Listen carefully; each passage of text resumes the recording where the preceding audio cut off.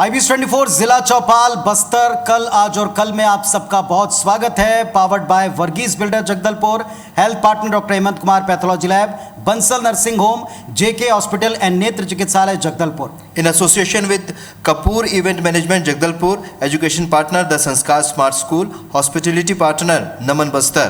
Driven by New Holland Shri Mahadev Motors Dharampura Jagdalpur, supported by Goel TMT and Goel Pipes, Finishing School NH Goel Finishing School Raipur. Frozen food, Gold Frozen Food, web partner ibc24.in.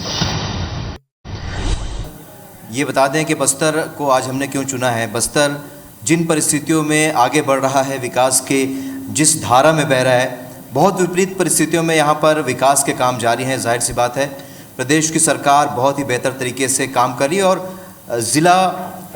ज़िला सरकार जो है वो भी बहुत सही तरीके से उनके साथ तालमेल करके काम कर रही है। बिल्कुल आपने ठीक कहा। और जिन दुरूह परिस्थितियों के बारे में आप बात कर रहे हैं, पूरे प्रदेश में बस्तर से खूबसूरत जगह, बस्तर से नैसर्गिक जो सौंदर्य है, इससे परिपूर्ण जगह शायद ही कोई और हो। लेकिन बस्तर ने जो दंश झेला है, जितना इंतज़ार किया है विकास की यात्रा में, लगातार लंबे चलते चलते इस पड़ाव में कई सारे जो दुश्वारियों को झेला है, इन सब के बावजूद बस्तर आज जहां खड़ा है, इसमें एक चीज़ पूरी तरह स्पष्ट है कि ना बस्तर डिगेगा, ना रुकेगा, गढ़ेगा भी और बढ़ेगा भी। बिल्कुल, और इसी दिशा में हमारे प्रयास है। जी बिल्कुल। IBS24 जिला चौपाल बस्तर कल आज और कल, जिसमें इस मंच के ऊपर हम चर्चा की शुरुआत करेंगे आप सबकी अनुमति के साथ। एक बार पुनः मैं चाहता हूं आप सब जोरदार तालियों के साथ इस मंच और इस मंच पर आने वाले तमाम पैनल का स्वागत करेंगे। चलिए राहुल, अब वक्त है मंच पर आमंत्रित करने का उन हस्तियों को। सबसे पहले मैं मंच पर आमंत्रित करता हूं प्रथम पैनल की जो चर्चा है। सबसे समाज में ज़रूरी अगर कुछ होता है तो वो है इंसान की शिक्षा और उसकी सेहत। और सेहत के बारे में बीते 2-3 वर्ष कोविड काल ने जिस तरह से समूचे विश्व को दिखाए हैं, उसमें समझ में आ गया सेहत कितनी बड़ी नेमत है। अगर सेहत गड़बड़ हो तो सारी दुनिया एक पल में थम सकती है, रुक सकती है, एक कमरे में एक घर के भीतर कैद हो सकती है। इन सब के बावजूद ये बस्तर का जज्बा है, जगदलपुर का जज्बा है कि ये सतत आगे बढ़ते रहे। इसके बावजूद न शिक्षा रुकी, न शिक्षा के मंदिर रुके। उन्होंने अपने स्तर पर अपने तरीके खोजे तमाम दुश्वारियों और दुरूहताओं के बीच में। तो एक बार फिर जोरदार तालियां बजाइए हमारे जो मंचस्थ जो अतिथि हैं। एक बड़ा पैनल, एक सशक्त पैनल जो शिक्षा और स्वास्थ्य पर जिस पर हम चर्चा करेंगे। एक जैसा पुनीत ने बताया कि एक मूलभूत जो ज़रूरत है एक इंसान की शिक्षा और स्वास्थ्य, उससे जुड़ी तमाम सवाल और उनके जवाब भी लेंगे। और क्या कुछ योजनाएं राज्य सरकार चला रही है, इस पर भी हम चर्चा को आगे बढ़ाएंगे। तो सबसे पहले हम बात करेंगे शिक्षा की। तो मेरा सवाल है भारती जी आपसे कि स्वामी आत्मानंद स्कूल, इसे लेकर छत्तीसगढ़ में बहुत, क्योंकि एक बहुत ऐसा बड़ा प्रोजेक्ट पहली बार किसी ने सोचा नहीं था कि जो सरकारी स्कूल का बच्चा गवर्नमेंट स्कूल में वो इंग्लिश मीडियम में पढ़ पाएगा। एक सरकार की महती योजना है और उस पर बहुत बेहतर तरीके से क्रियान्वयन हो रहा है। फिलहाल आगे क्या इस पर स्थिति बन रही है और किस तरीके से आगे बढ़ रहा है? जी हाँ, बिल्कुल। मैं बताना चाहूँगी कि स्वामी आत्मानंद उत्कृष्ट अंग्रेजी माध्यम विद्यालय, जो कि बहुत ही उपयोगी और आकर्षक, एक साथ मतलब इसमें 2 फैक्टर शामिल हैं, बहुत उपयोगी और आकर्षक योजना है। और इसका आप अंदाज़ा इसी से लगा सकते हैं कि आज एडमिशन के टाइम में हमारे विकास खंडों में एडमिशन के लिए होड़ लगी हुई है। और इसको हमारे जिला प्रशासन और शिक्षा विभाग द्वारा मिलकर एक तरीके से चलाया जाता है, क्योंकि स्वामी आत्मानंद एक समिति है और उसमें शिक्षा विभाग का भी बराबर से शिक्षकों और अन्य माध्यम से सहयोग है। तो इस योजना के बारे में मैं ये बताना चाहूँगी, जैसे कि आपने पूछा कि आगामी क्या योजना है, तो मैं ये सबसे पहले ये बताना चाहूँगी कि बास्तानार का बच्चा, जो कि एक तरह से हम कह सकते हैं कि डिप्राइव्ड है, वहाँ पे अच्छी एजुकेशन नहीं है जी। तो वहाँ पर जो अगर मैं प्राइवेट स्कूल्स भी देखेंगे तो उनका स्टैंडर्ड आप कह सकते हैं कि उस स्तर का नहीं होगा जो कि जगदलपुर में है। तो वहाँ पर एक हाई स्टैंडर्ड की एक एजुकेशनल संस्थान अगर चल रहा है तो वो आज ये स्वामी आत्मानंद के बदौलत चल रहा है। और जो आगामी योजनाओं के बारे में बताना चाहूँगी कि जो समिति है स्वामी आत्मानंद की, जिसमें कि हमारे जिला प्रशासन शामिल है, तो उसमें आज astronomy lab, smart classes, library lab और साथ ही अधोसंरचना से संबंधित सभी फैक्टर्स जो जरूरी होना चाहिए एक अच्छे स्कूल में, तो उनके बारे में उनको शामिल किया गया है और वो मतलब सामने आए हैं। और बच्चों को उसके साथ ही उनके लिए लैंग्वेज लैब और टैबलेट के से शिक्षा देना, कंप्यूटर लैब बनाना, तो ये सभी चीज़ें हैं जो कि आप बास्तानार के लिए कभी सोच नहीं सकते हैं। मतलब शिक्षा विभाग तो क्या, बाकी भी प्राइवेट सेक्टर्स में भी कभी से सोचा नहीं गया। तो ये कहा जा सकता है कि स्वामी आत्मानंद तो ऑलरेडी एक अच्छी योजना है जिसको कि साबित करने की मुझे कोई ज़रूरत नहीं है जी। परंतु जिला प्रशासन की पहल और जिले के द्वारा इसको इस ऊंचाइयों तक ले जाया गया है कि आज हमारे दरभा और बास्तानार में सभी जगह ये योजना को एक नई दिशा मिली है। जी हाँ, बिल्कुल नई दिशा मिली है। और जो हम लोगों में उत्साह देख रहे हैं, सरकारी स्कूल को लेकर जो लोगों में उत्साह है, ख़ासतौर पर एडमिशन को लेकर हमने देखा कि स्वामी आत्मानंद स्कूल जो है वहाँ पर एडमिशन के लिए होड़ मची है। जब सरकारी स्कूलों में बच्चे पहुँचते नहीं थे, जाहिर सी बात अब बड़ी संख्या में वहाँ पर बच्चे आ रहे हैं। नवीन जी, आपसे ये जानना चाहूँगा, क्योंकि सरकार की एक महत्वपूर्ण ये योजना है, क्या आप सोचते हैं कि इसका जो असर है, क्या ये पड़ सकता है निजी स्कूलों पर, क्योंकि आप एक संस्था में हैं, आपकी खुद की एक संस्था है, या आप, क्योंकि सरकार आपसे भी जुड़ी हुई है, आप बच्चों को सरकारी कोटे से भी आपको एडमिशन देना है, तो इस पर्टिकुलर इस जो योजना है, इसे लेकर आप क्या कहेंगे? धन्यवाद। बहुत अच्छा सवाल है आपका कि सरकारी इस योजना का प्राइवेट स्कूल में क्या इफेक्ट आएगा। तो देखिए, मैं ईमानदारी से कहना चाहूँगा और बधाई देना चाहूँगा सरकार को कि इतनी अच्छी योजना उन्होंने लाई, क्योंकि ये जन साधारण के लिए है। ये सिर्फ प्राइवेट स्कूल चला रहे, इसका मतलब ये नहीं कि ये हम लोग एक कोई बिजनेस कर रहे हैं। ये शिक्षा की और हम लोग सेवा ही दे रहे हैं। और अगर सरकार जो है इंग्लिश माध्यम के स्कूल खोल रही है, जिसकी बहुत पहले से इसकी ज़रूरत महसूस की जा रही थी, लेकिन जो भी है कोविड का समय निकलने के बाद भी उस बीच में भी एक ये योजना आ गई सरकार की, तो बहुत अच्छी योजना है। और अगर आप देखेंगे तो अभी भी स्कूलों की बहुत कमी है। सभी, अगर प्राइवेट स्कूल की बात करें तो लगभग सभी प्राइवेट स्कूल में सीट वैसे भी फुल है, मगर ये कंपटीशन वाली बात नहीं है जी, बल्कि और अधिक बच्चों को इंग्लिश माध्यम से जो मिलेगा एक मौका कि अच्छे स्कूल में पढ़ पाएंगे। और दूसरी जो सुविधाएं हैं जो सरकारी स्कूल में हम लोग उम्मीद करते थे कि मिले, लेकिन क्या होता था कि ये योजनाएं कागज़ तक थी, लेकिन अब वो उसको अमली जामा उन्होंने पहना दिया है। तो ये इसके लिए तो मैं बधाई देना चाहूँगा और मेरी शुभकामनाएं सरकार को कि इसमें और आगे और बेहतर काम करें। और प्राइवेट स्कूल तो अपना काम कर ही रहा है। सरकार के लिए हम लोग भी खुद तैयार है, अगर कहीं ज़रूरत पड़ती है तो हम लोग खुद ये प्रपोजल देते हैं कि कुछ स्कूलों को अगर हमको भी कहीं जिम्मेदारी दी जाए देखने की या संभालने की, तो हम लोग भी अपनी तरफ से अतिरिक्त समय देकर वहाँ पे ज़रूर अपना सहयोग देंगे। बिल्कुल, और वो सहयोग ऐसा लगता है कि ये जारी रहेगा, क्योंकि जो तालमेल दिखता है, निजी स्कूल भी अपना काम कर ही रहे हैं शिक्षा के क्षेत्र में। स्वास्थ्य की बात करते हैं, RK चतुर्वेदी जी, आपसे एक सवाल है, क्योंकि कोरोना काल गुजरा है और इसमें बहुत बड़ी चुनौती रही है स्वास्थ्य को लेकर, और बहुत सारी तैयारियां करनी पड़ी, बहुत सारी चीज़ों में बदलाव हुआ है, इस बहाने बहुत सारा अपग्रेडेशन भी हुआ है। फिलहाल अगर मिशन मलेरिया की बात करें, क्योंकि बस्तर में एक बहुत बड़ी समस्या के रूप में मलेरिया को देखा गया, इसकी क्या स्थिति रही, क्या कितना कामयाब इस पर आप मानते हैं? मलेरिया जहां 2004 में हमारा जो वार्षिक परजीवी सूचकांक था वो करीब 30-28 के आसपास हुआ करता था। आज हमने इसमें लगातार अवेयरनेस जनरेट करके, ट्रीटमेंट करके, कई तरह का एक्टिव सर्विलेंस करके हमने आज API जो 2024 में हमारा छत्तीसगढ़ का जो लक्ष्य है उसको हमने प्राप्त कर लिया है, जो 1 के करीब लाने का लक्ष्य था जी। आज की स्थिति में हमारा API 1 के आसपास है। इसमें विशेष महत्वपूर्ण यहाँ जो बस्तर मलेरिया मुक्त अभियान जो चला, बस्तर से चालू हुआ और आज की स्थिति में पूरे छत्तीसगढ़ में ये योजना लागू हुई। उसमें डोर टू डोर जा करके, एक एक घर जा करके हमने पूरे पॉपुलेशन को कवर किया और पूरे मास सर्वे किया है। इससे क्या हुआ कि बहुत सारे जो कैरियर का काम करते थे, जो एसिम्प्टोमेटिक केस थे गाँव में, वो केसेस सामने आए। इससे जो वार्षिक परजीवी सूचकांक है बहुत ड्रामेटिक रिडक्शन हुआ है 3 साल में।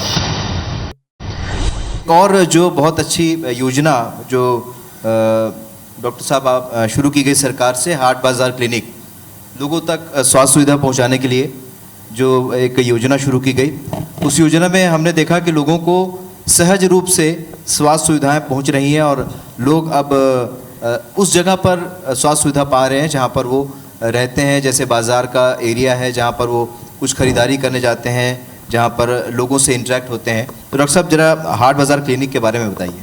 मुख्यमंत्री हाट बाज़ार जो क्लिनिक योजना है, हमारे जो बस्तर ज़िला में 51 जो हाट बाज़ार हैं वहाँ चल रही है और इसके लिए 21 ब्रांडेड जो वाहन है जिसमें पूरे यानी कि दवाइयाँ और HR है जो संसाधन है, जिसमें हर एक हम विषय के हर एक क्षेत्र के जो पैरामेडिकल जो टेक्निकल स्टाफ हैं उनको हम लोग हाट बाज़ार में भेजते हैं ताकि वहाँ पर समस्त प्रकार की जो जांच है और सुविधा है वो उनको मिल सके। डॉक्टर अक्षय, आपसे ये जानना चाहेंगे कि एक जो सरकार की तमाम योजनाएं जो जैसे हाट बाज़ार की हम बात कर रहे हैं, आपको नहीं लगता निजी जो अस्पताल हैं, निजी जो संस्थान हैं, उन्हें भी इस दिशा में जहाँ ताकि जो स्वास्थ्य है जो सबसे सुलभ होना चाहिए, शिक्षा और स्वास्थ्य, उसी पर हम चर्चा कर रहे हैं, उसके लिए आपकी संस्था अलग से क्या कुछ खास कर रही है? सबसे पहले तो हाट बाज़ार योजना है बहुत अच्छी योजना है, क्योंकि बस्तर में जो गांव से लोग आते हैं वो बाज़ार के रूप में आते हैं। जब भी बाज़ार लगती है तो वहाँ पे बहुत ज़्यादा लोग इकट्ठे होते हैं। तो अगर वहाँ पे पैरामेडिकल्स और डॉक्टर्स के द्वारा अगर वहाँ जांच होती है तो बहुत अच्छा है कि उसमें से लोगों को स्क्रीन करके अगर किसी का शुगर, BP, मलेरिया टेस्ट जो भी वहाँ उपलब्ध है उसे करके स्क्रीन करके हम उन्हें जिला अस्पताल भेजकर उनका आगे ट्रीटमेंट कर सकते हैं। और इसमें निजी अस्पताल जो होते हैं उसमें हम लोगों का सबसे बड़ा यही फोकस होता है कि लोगों को सबसे पहले तो अवेयरनेस फैलाएं कि अगर कोई स्वास्थ्य की कोई सुविधा उपलब्ध हो रही है, चाहे वो सरकार की तरफ से हो या निजी अस्पतालों की तरफ से हो, बिल्कुल उसका आप लाभ उठाएं, क्योंकि हमारे मेडिकल साइंस में कहना है prevention is better than cure. जी, मतलब अगर जल्दी हमें पता चल जाए कोई भी बीमारी के बारे में तो उसका ट्रीटमेंट बहुत आसान होता है, और एक बार कोई चीज़ डैमेज हो जाए उसको रिवर्स करना बहुत मुश्किल होता है। काफ़ी बीमारियों में ऐसा होता है।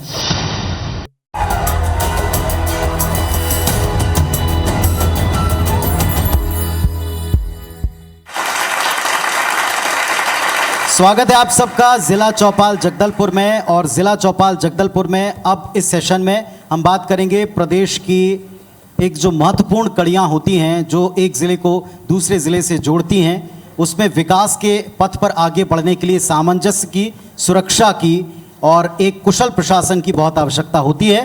तो अब इन्हीं कड़ियों को जोड़ने की बारी है। जो हमारा दूसरा सेशन है इसमें हमारे साथ में इस मंच पर मौजूद हैं जितेंद्र सिंह मीणा जी, पुलिस अधीक्षक हैं जगदलपुर के। आपकी जोरदार तालियां उनके लिए मैं चाहूँगा। रोहित व्यास जी हैं, CEO जिला पंचायत, और संपूर्ण जिला प्रशासन को उनकी योजनाओं को इस मंच पर भी रखेंगे। और साथ ही साथ हैं DP साहू जी, वन मंडल अधिकारी जगदलपुर के, जो प्रचुर यहाँ की वन संपदा है उसका किस तरह से वे संरक्षण कर रहे हैं, विभागीय योजनाओं के साथ कैसे विकास कर रहे हैं, इस पर हम बात करेंगे। तो चलिए चर्चा की शुरुआत हम करते हैं। सबसे पहले मीणा साहब आप ही से शुरू करते हैं। सबसे बड़ी बात यह है साहब कि जिस तरह से इस ज़िले की पहचान है वो होना तो चाहिए यहाँ की कुदरती खूबसूरती को लेकर, होना चाहिए यहाँ के टूरिज़्म को लेकर, लेकिन ये बड़ा अनफॉर्चुनेट है कि लंबे समय तक नक्सलवाद ने इस पूरे इलाके को और ज़िले को घेर कर रखा। इस दिशा में ज़िला कितना सशक्त बन रहा है? अभी जिला बस्तर ने एंटी नक्सल ऑपरेशन में और जो पहुंच विहीन क्षेत्र हैं उन क्षेत्रों में किस तरह से विकास के साथ साथ सुरक्षा और विश्वास का त्रिवेणी का समावेश हो सके। पुलिस कैंप और सुरक्षा कैंप हैं, वो न सिर्फ पुलिसिंग रिलेटेड जो सेवाएं हैं वो ग्रामीणों को दे रहे हैं, बल्कि मनवा नवानार योजना के तहत एक समेकित विकास केंद्र के रूप में जो राज्य शासन और जिला प्रशासन की जो विभिन्न योजनाएं हैं उनकी सेवाएं प्रदान करने के लिए ग्रामीणों के बहुत नज़दीक और बहुत त्वरित सेवाएं प्रदान करने का एक केंद्र के रूप में उभर रहा है। क्षेत्र के जो युवा हैं वो पुलिस और प्रशासन से बहुत सहज रूप से अपनी बातें रख सकें, इसके लिए उनके साथ में सतत संवाद स्थापित किया गया है। इसी कड़ी में कम्युनिटी पुलिसिंग के तहत युवाओं को एक ऊर्जात्मक माहौल में खेलकूद और जो भी पुलिसिंग एक्टिविटीज़ हैं उसमें उनका योगदान लिया जाता है। इसके अलावा अभी हाल में बस्तर फाइटर्स के लिए जो अंदरूनी क्षेत्र हैं वहाँ के युवक और युवतियों को एक अच्छा रोजगार का साधन और क्षेत्र के विकास और सुरक्षा में अपनी अभूतपूर्व सेवा देने का एक मौका राज्य शासन ने हमको दिया है। सर एक तो ऐसे कैंपेन हैं जो हम अब तक सुनते थे कि वो मेट्रो सिटीज़ में ही है, लेकिन हमको जानकर बड़ा सुखद आश्चर्य हुआ कि वो आपके यहाँ भी बहुत बेहतर तरीके से काम कर रहे हैं। जैसे एक मिशन सिक्योर सिटी है और साथ में विमेन सिक्योरिटी को लेकर के भी आपने कुछ ऐप पर बड़ा अच्छा काम किया है अभिव्यक्ति को लेकर, थोड़ा इसके बारे में बताएं। मिशन सिक्योर सिटी के तहत जिला जगदलपुर में जो जगदलपुर शहर है, जगदलपुर निगम एरिया है, उसमें 55 चौक चौराहों को चिन्हित किया गया है जहां पर लगभग 161 कैमरे हैं। उनका 24/7 निगरानी होता है। जगदलपुर शहर को जो प्रवेश के जो रास्ते हैं उन सभी में और शहर के अंदर के जितने भी चौक चौराहे हैं वहाँ पर सीसीटीवी कैमरे के माध्यम से एक निगरानी का एक तंत्र स्थापित किया गया है। इसका सुखद परिणाम ये रहा है कि कई किस्म के जो न्यूसेंस हैं उनमें कमी आई है। इसके अलावा कई अपराधों की रोकथाम के लिए बहुत इसमें मदद मिली है। चलिए, बहुत अच्छी बात है। और जैसा मैंने कहा ना कि ये ऐसी योजनाएं हैं जिन पर अभी बड़े शहर भी पूरी तरह से काम नहीं कर पाए, और अगर जगदलपुर इस दिशा में अचीवमेंट्स बताने की स्थिति में तो आने वाले वक्त में डेफिनेटली ये बहुत बेहतर काम करेगा। एक बार जोरदार तालियां इस पहल पर होना चाहिए। रोहित व्यास जी हैं सीओ जिला पंचायत के और जिला प्रशासन को इस मंच के ऊपर रिप्रेजेंट कर रहे हैं। रोहित जी, इस ज़िले की पहचान जैसा मैं बार बार कहता हूं कि अलग तरह से होना चाहिए, और अब ये दर्ज होनी शुरू भी हो गई। कॉफ़ी उत्पादन को लेकर के हो या यहाँ के टूरिज्म में अभिनव प्रयोगों को लेकर, इस ज़िले को आप पिछले 2 दशकों में जब से ये प्रदेश पृथक हुआ बना तब से लेकर अब तक बड़े बड़े अचीवमेंट्स हम देखें, हाईलाइट्स देखें, जो हम बाहर बताना चाहें, वो आपको क्या लगता है? सबसे पहले मैं टूरिज़्म के क्षेत्र में बात करूंगा। जी, टूरिज़्म के क्षेत्र में हम लोगों ने सबसे पहले यहाँ पर पर्यटन समिति के विकास पे काफ़ी जोर दिया है। टूरिज़्म को अगर अपन देखेंगे तो इसमें सस्टेनेबल टूरिज़्म, इको टूरिज़्म का जो महत्वपूर्ण जो उसका एक अंग है उसको अपने को मेंटेन करना बहुत ज़रूरी होता है। टूरिज़्म में ये देखने में आया था कि अपना एक शेड्यूल एरिया है। शेड्यूल एरिया में हमको ग्राम पंचायत, ग्राम सभा का अनुमोदन लेना बहुत आवश्यक होता है, और अपने पास टूरिज़्म की अपार संभावना है। या चाहे वो तीरथगढ़ वाटरफॉल हो या चित्रकूट वाटरफॉल हो या उसके अलावा मेंद्री घूमर हो, तामड़ा घूमर हो। उसके अलावा अपने पास हेरिटेज साइट्स भी हैं, जैसे दलपत सागर है, हमारा दंतेश्वरी टेम्पल है, राजमहल है। तो सबसे पहला जो जिला प्रशासन का इसमें रहा है प्रयास, वो ये रहा है कि टूरिज़्म समिति का गठन किया जाए। जो लोकल वहीं के यूथ हैं उन्हीं को इसमें टूरिज़्म समिति में शामिल किया जाए और उनको ट्रेनिंग दी जाए हॉस्पिटैलिटी की। तो इससे एक लोकल हमारा रोजगार का निर्माण भी हो रहा है, रोजगार का सृजन भी हो रहा है, पर्यटन को भी बढ़ावा मिल रहा है, और एक इकोनॉमिक जो उनका स्टेटस है उसमें भी सुधार आ रहा है, और हम एक इकोलॉजिकल बैलेंस को भी मेंटेन करके चल रहे हैं। ऐसा नहीं है कि अंधाधुंध वहाँ पर हम टूरिज़्म बढ़ा दिए हैं। इसमें हम पूरा जो स्टेक होल्डर्स हैं, सभी स्टेक होल्डर्स का सहमति लेके जितने टूरिज़्म साइट्स हैं उनको हम लोग डेवलप कर रहे हैं।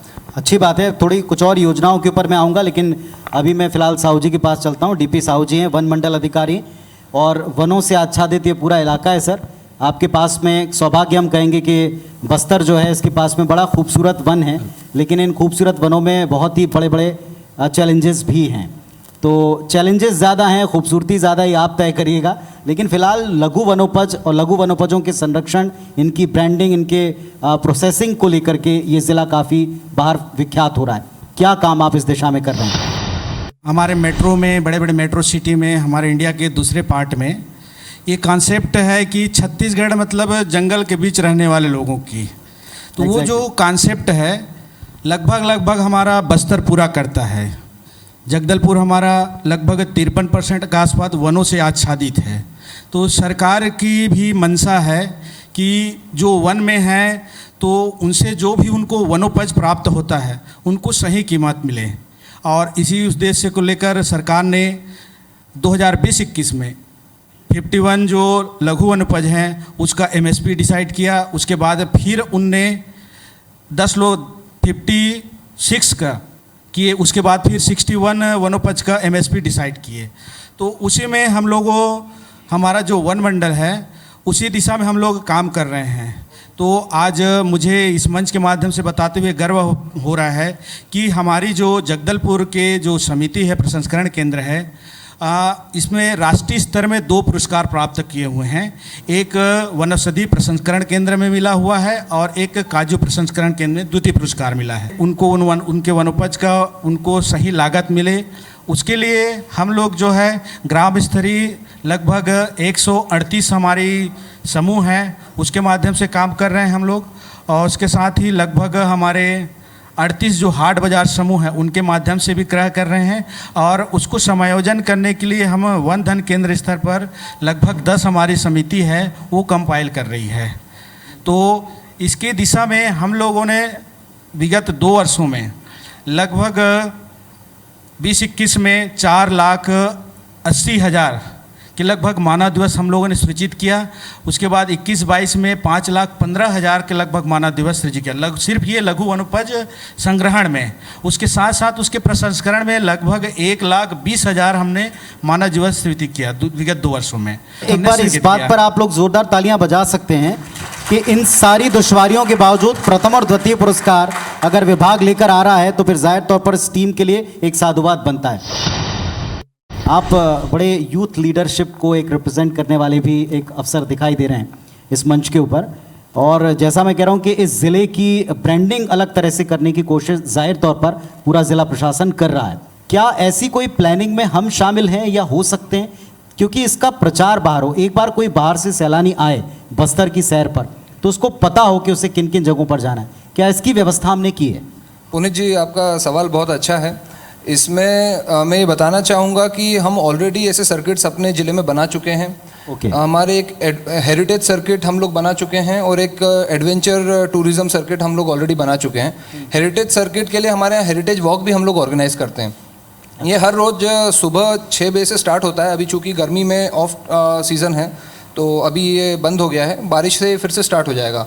और एडवेंचर टूरिज़्म सर्किट भी हमारा एक टूरिज़्म इंफॉर्मेशन सेंटर है, ये दंतेश्वरी माई के टेम्पल के सामने ही बना हुआ है। वहाँ पर कोई भी जाकर इस सर्किट के बारे में जानकारी प्राप्त कर सकता है।